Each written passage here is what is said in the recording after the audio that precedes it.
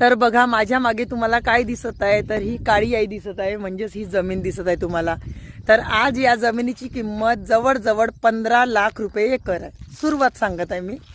आणि जवळजवळ 30 वर्षापूर्वी याची किंमत फक्त 30,000 रुपये होती.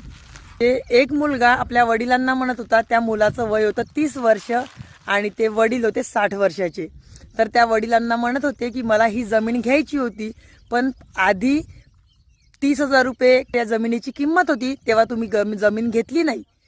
आणि आता या जमिनीची किंमत 15 लाख रुपये एकर आहे, तर आता मी कसं घेणार? तुम्ही घेतली असती तर काय झालं असतं? तर वडिलांनी खूप छान प्रश्न विचारला की बाळा तू काऊन नाही घेऊ शकत ही जमीन?